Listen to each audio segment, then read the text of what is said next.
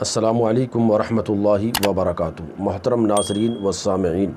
محرم الحرام کا مہینہ بڑا ہی تکریم والا ہے، بڑا ہی اعزاز والا ہے اور بڑی فضیلت والا ہے، اور یہ ان 4 مہینوں میں سے ایک ہے جن کو حرمت والا مہینہ کہا گیا ہے۔ قرآن پاک میں فرمایا گیا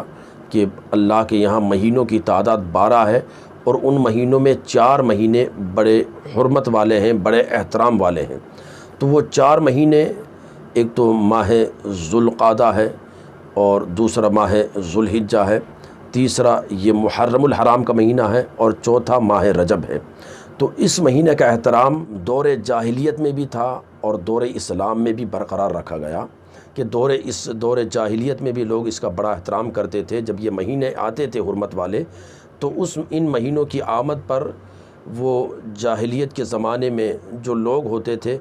جنگ و جدل اور قتل و غارت گری سے باز آ جاتے تھے، ان کو روک دیتے تھے، ہر طرح کے لڑائی جھگڑے فساد سے اپنے آپ کو دور رکھتے تھے۔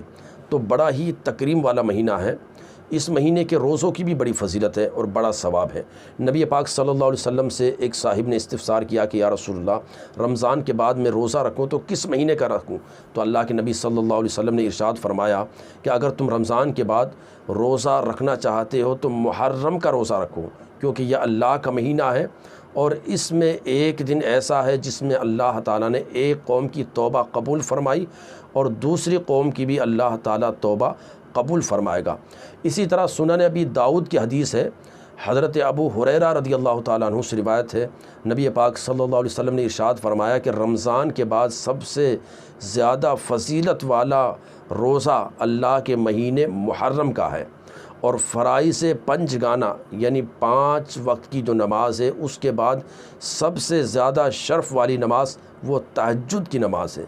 تو اس حدیث سے بھی پتہ چلتا ہے کہ محرم کا جو مہینہ ہے وہ بڑا فضیلت والا ہے، بڑا ثواب والا ہے، اور خود نبی پاک صلی اللہ علیہ وسلم نے بھی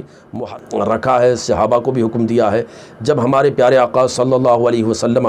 مکۃ المکرمہ سے مدینہ منورہ تشریف لائے، تو آپ نے دیکھا کہ یہودی لوگ جو ہیں وہ عاشورہ کے دن روزہ رکھتے ہیں، یعنی 10ویں محرم کو روزہ رکھتے ہیں۔ فرمایا کہ اس دن روزہ کیوں رکھتے ہو؟ تو انہوں نے کہا یا رسول اللہ، یہ وہ دن ہے جس میں موسیٰ علیہ السلام اور ان کی قوم کو رب نے نجات دی، اور فرعون اور اس کی قوم کے ساتھ دریا میں غرق کر دیا، ڈبو دیا پانی کے اندر، تو اس کے شکرانے میں روزہ رکھا انہوں نے، تو ہم بھی روزہ رکھتے ہیں۔ تو اللہ کے نبی صلی اللہ علیہ وسلم نے فرمایا کہ موسیٰ علیہ السلام کے ہم تم سے زیادہ حقدار ہیں۔ تو نبی پاک نے خود بھی روزہ رکھا، صحابہ کو بھی روزہ رکھنے کا حکم دیا، اور اس روزے کا کتنا بڑا ثواب ہے، کتنی بڑی فضیلت ہے۔ مسلم شریف کی حدیث حضرت ابو قتادہ رضی اللہ تعالیٰ عنہ سے روایت ہے، نبی پاک صلی اللہ علیہ وسلم فرماتے ہیں کہ مجھے اللہ عز و جل کی ذات سے یہ امید ہے اور اللہ عز و جل پر یہ گمان ہے کہ عاشورہ کا روزہ یہ گزشتہ پورے سال کے گناہوں کا کفارہ بن جائے گا، ان گناہوں کو مٹا دے گا۔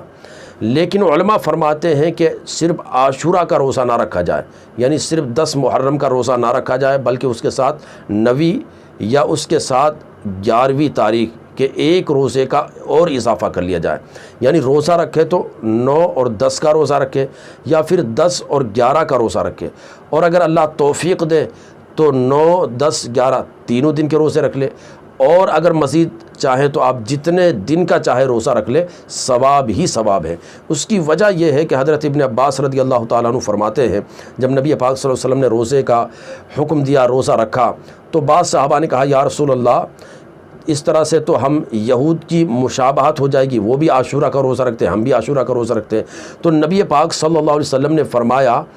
کہ آئندہ سال اگر میں بحیات رہا، زندہ رہا بظاہر، تو پھر میں 9 کا بھی روزہ رکھوں گا۔ تو اس حدیث سے علماء نے یہ مسئلہ اخذ کیا کہ 9 کا بھی روزہ رکھے اور ساتھ میں 10ویں کا بھی روزہ رکھے، یعنی 10 تاریخ جو ہے عاشورہ کا دن، صرف اس کا محض روزہ نہ رکھے، بلکہ اس کے ساتھ ایک دن پہلے یا ایک دن بعد کے روزے کا اور اضافہ کر لے، تاکہ یہود کی مشابہت سے پورے طور سے بچ جائے۔ تو بڑا فضیلت والا، بڑے ثواب والا، اور بڑا ہی کارگر، یعنی بڑا ہی ایک عظیم ثواب والا یہ روزہ ہے عاشورہ کا۔ تو آپ حضرات ضرور اس کا اہتمام رکھیں، لیکن آخر میں یہ مسئلہ یاد رکھیں کہ یہ جو روزہ ہے